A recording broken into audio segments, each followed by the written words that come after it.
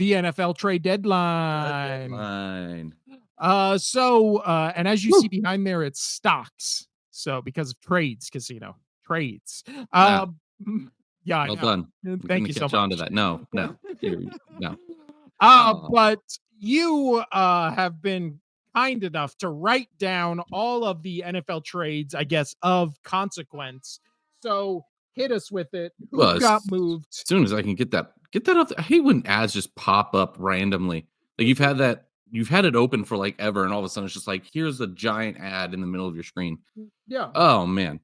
Well, obviously we had talked about the DeAndre Hopkins, and we'll get to his. I'm sure you did a little bit on Tuesday. I did not listen to that show, but his impact already. I actually did not talk about that. Oh well, D Hop coming in, and he had a great game for the Chiefs. So He that was caught a touch. He caught a touchdown and legitimately looked like he was going to cry because he was actually playing with a good quarterback. Like that was the meme that came out of that game. Was like he just looked like he had never had a pass thrown to him before, and he was happy to being thrown by the best. But yeah, yeah, and so we already know about the Amari Cooper, and we've already talked about the Devontae Adams. So then, kind of going down the lines of the ones that I thought were most influential. We'll start a little slow here, but Mike Williams from the Jets traded over to the Pittsburgh Steelers. I think this is a pretty good trade. The Steelers look good, no matter how much I don't want them to look good with Russell Wilson because I can't stand him. I think this is a really good trade. Uh, I I think this is going to be good for both teams. The Jets, they don't lose too much, and the Pittsburgh Steelers, who need a little bit of extra oomph on the receiver end, get somebody who can really catch. Any thoughts on that one? I didn't have that one's a little mediocre, a little minor.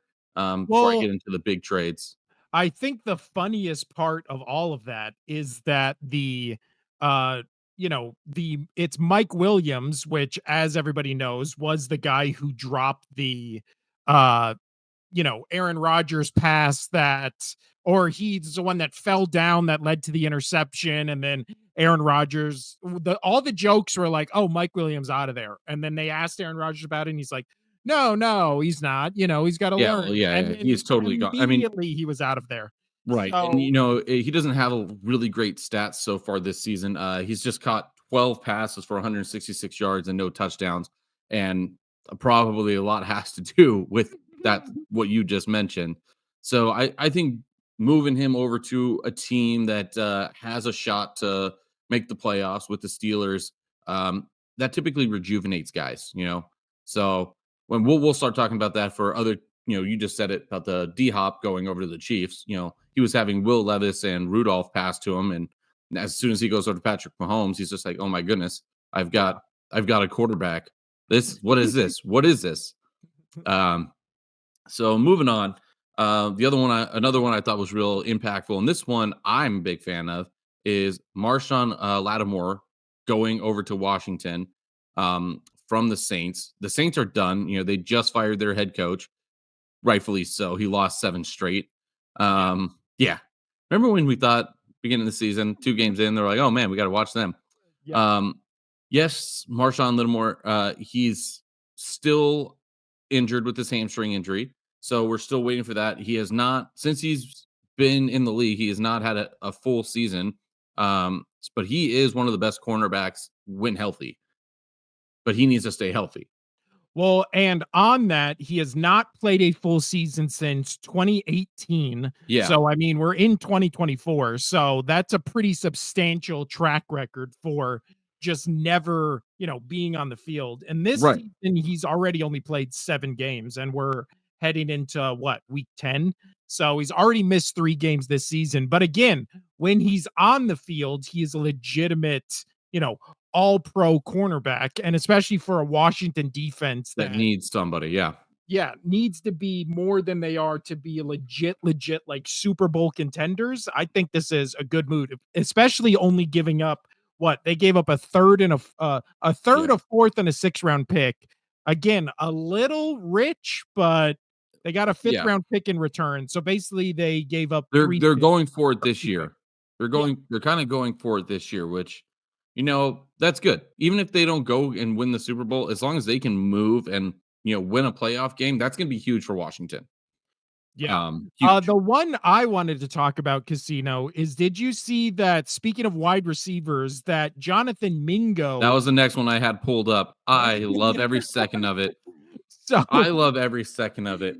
he was Oh, traded to the Cowboys for a 4th round pick, and he is a player that has 55 career receptions, and in his second year has 121 yards, 12 receptions on the season, and has only been targeted 24 times. yeah, he So, looks slow on his routes. Like, he just does not he doesn't cut well, he doesn't fight for the ball at all. well, Um, also giving up that much, like that high of a pick for a wide receiver, they gave up less for than they got for Amari Cooper and for what is it, DeAndre Hopkins and all these other big name wide receivers yeah, around the league. The Cowboys gave up more for this guy that in 2 hasn't years proven has himself. caught, yeah, 12 But then reception again, or 55. he's also on the Panthers. Like, Yeah, that's tough to showcase what you got when you're with the Panthers. I don't have the true. numbers here, but I would like to know what he was doing with Andy Dalton on the field. Well, that's true. Well, I mean, we've seen it this season. He only has 12 catches. So if none of those were from Bryce Young and then all 12 were with Andy Dalton, then maybe you have a case. But besides that, like, eh, I mean, Yeah. what a weird, especially again, you get him for a sixth, 7th round pick. Nobody even bats an eye, and you're just No. like, oh, they're getting him for Jerry depth. I had talked about it, how much I'm sure that front office just can't stand Jerry Jones, and they just wanna punch him in the face. Um, but moving on, we talked about the Detroit Lions. Definitely with the injury to Aiden Hutchinson, they needed another player to come in and fill that DE spot. We were thinking, there were some possibilities with, oh my gosh, you said the pass rusher the other day, Max Max Crosby.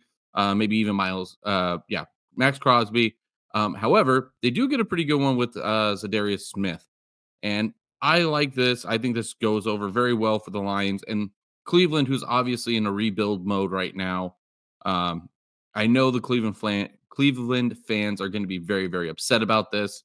Rightfully so. Just nothing goes well in Cleveland. That organization just can't handle football at all. They just don't get it. I mean, I'm sure that I'm not good at it, as you could tell doing this podcast, but I could probably go in there and do a little bit better of a job. At least not worse.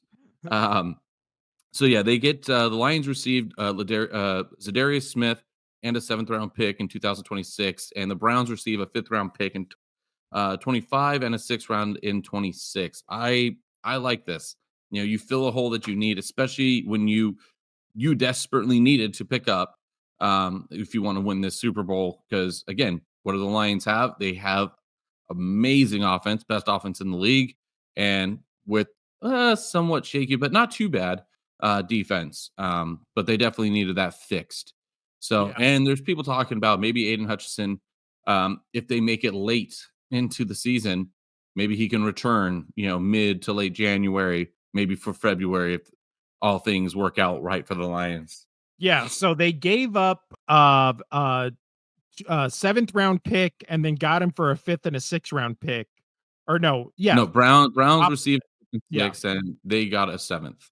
Yeah, so that seems Zadarius Smith has 5 sacks on the season, and again, they kinda just needed somebody to fill that hole that obviously Hutchinson left, so they got, obviously a downgrade, but still an upgrade from what they currently have with him Which injured, was, so yeah, nothing, right, all they really. needed, all they needed. Anybody else you wanted to talk about, Um, Casino? so then you have, I don't know how to say his first name, Khalil Herbert, traded to Cincinnati from the Bears. The Bears get a 7th round pick for him. He's the running back. This I think is good for Cincinnati, especially they're showing that they're not done with this season. Yeah, They're trying to push. They're not, their playoff hopes are minimal, being under 500 right now, but they're going to go for it. They want to make a run. I mean, we've talked about it plenty that Joe Burrow's numbers are MVP candidate worthy. You throw him on any other team and he will make that team better. Maybe not, obviously, you have the undefeated Chiefs, but he would make that team a team that would actually start blowing out teams. Because that's one thing the Chiefs has not done all this season. This whole season is blow out teams. Every other good team has blown out teams, whether they beat the Chiefs or not. Um, Yeah. I really think this is a great, and it's a great move for Herbert. Like you're finally going to get some real good playing time over there in Cincy. I like this. I like this move. This is solid, solid. Who else do we got? And then yeah, we have the Amari Cooper, Devontae Adams. So that's all that I have really that I wanted to talk about. With the trades as of now, is there any trades that you want to see happen? You want to see teams pick up? You want to see players moved, or have you Uh, not looked on into it? no, there's been, because I follow the Eagles, there's been rumors, there always is with the Eagles around, around like trade deadline stuff where they're always in talks with like another pass rusher or another defensive tackle, somebody along the defensive line, always in talks for safety, help, and stuff like that. But, the Eagles have been burned in the past couple years from mid season signings and trades and stuff like that. None of them have really panned out when Howie Roseman does this. He always is like, the king of the off season and then kind of the uh I don't know, kind of just gets left in the dust in trade deadline. So I would say at the moment right now, especially with the momentum this Eagles team has, where all of a sudden they're one of the best teams in the Oh yeah, league, I would think that they're they're moving. gelling so good right now, and then Cooper DeShawn and Quentin Mitchell are like these two rookie cornerbacks who are just ascending. So I would say leave the team as it is unless you can get like a depth piece or a pass rusher along the defensive line, and then I'm okay with that. But don't make any like big swings unless you can get, if they're going to go crazy and all of a sudden they get Miles Garrett or Max Crosby, I'm not going to be like, what an outrage. But also, I wouldn't be like, what an outrage if they just got some depth piece, almost like Zadarius Smith, where a guy who, you know, has put up numbers in the past, maybe is a little older, you trade a fifth or a sixth for him. Like, I would have been happy if we would have gotten Zadarius Smith, but somewhere around like that or the higher end. But other than that, like kind of leave safety alone. I like our corners. I like our offense. Maybe another depth piece along the D line or O line.